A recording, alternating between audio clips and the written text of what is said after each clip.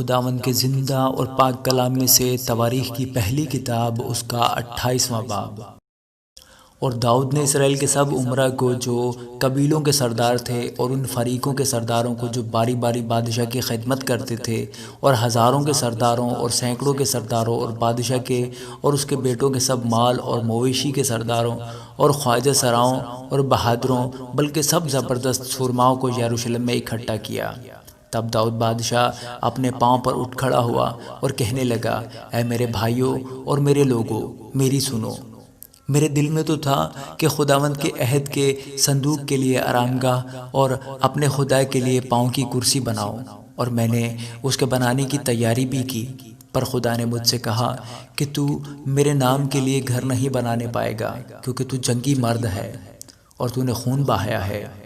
تو بھی خداوند اسرائیل کے خدا نے مجھے میرے باپ کے سارے گھرانے میں سے چن لیا کہ میں سدا اسرائیل کا بادشاہ رہوں، کیونکہ اس نے یہودا کو پیشوا ہونے کے لیے منتخب کیا اور یہودا کے گھرانے میں سے میرے باپ کے گھرانے کو چنا ہے،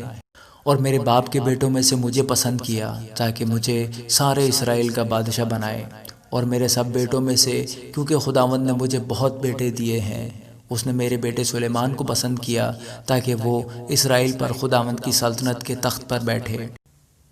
اور اس نے مجھ سے کہا کہ تیرا بیٹا سلیمان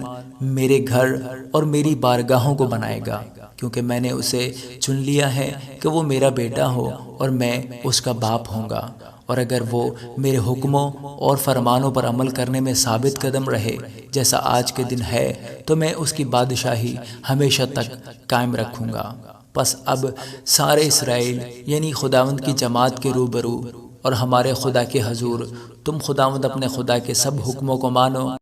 اور ان کے طالب ہو، تاکہ تم اس اچھے ملک کے وارث ہو اور اسے اپنے بعد اپنی اولاد کے واسطے ہمیشہ کے لیے میراث چھوڑ جاؤ۔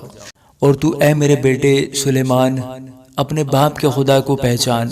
اور پورے دل اور روح کی مستعدی سے اس کی عبادت کر، کیونکہ خداوند سب دلوں کو جانچتا ہے اور جو کچھ خیال میں آتا ہے اسے پہچانتا ہے۔ اگر تو اسے ڈھونڈے تو وہ تجھ کو مل جائے گا، اور اگر تو اسے چھوڑے تو وہ ہمیشہ کے لیے تجھے رد کر دے گا۔ سو ہوشیار ہو، کیونکہ خداوند نے تجھ کو مقدس کے لیے ایک گھر بنانے کو چنا ہے۔ سو ہمت باندھ کر کام کر۔ تب داؤد نے اپنے بیٹے سلیمان کو ہیکل کے اسارے اور اس کے مکانوں اور خزانوں اور بالا خانوں اور اندر کی کوٹریوں اور کفارہ گاہ کی جگہ کا نمونہ اور ان سب چیزوں یعنی خداوند کے گھر کے صحنوں اور آس پاس کی کوٹریوں اور خدا کے مسکن کے خزانوں اور نظر کی ہوئی چیزوں کے خزانوں کا نمونہ بھی دیا جو اس کو روح سے ملا۔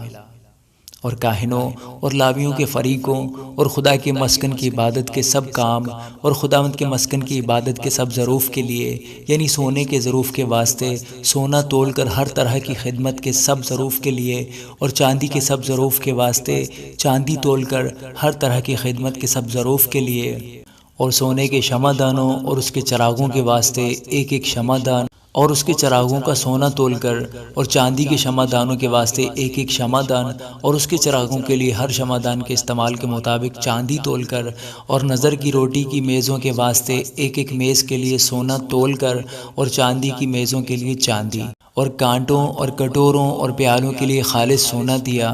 اور سنہلے پیالوں کے واسطے ایک ایک پیالے کے لیے تول کر، اور چاندی کی پیالوں کے واسطے ایک ایک پیالے کے لیے تول کر، اور بخور کی قربان گاہ کے لیے چوکھا سونا تول کر، اور رتھ کے نمونہ یعنی ان کروبیوں کے لیے جو پر پھیلائے خداوند کے عہد کے صندوق کو ڈھانکے ہوئے تھے سونا دیا۔ یہ سب یعنی اس نمونہ کے سب کام خداوند کے ہاتھ کی تحریر سے مجھے سمجھائے گئے۔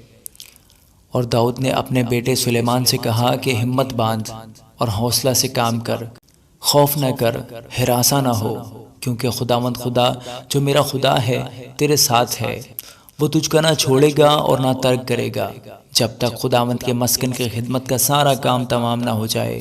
اور دیکھ، کاہنوں اور لاویوں کے فریق خدا کے مسکن کی ساری خدمت کے لیے حاضر ہیں،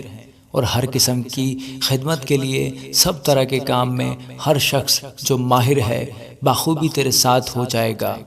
اور لشکر کے سردار اور سب لوگ بھی تیرے حکم میں ہوں گے۔ آمین۔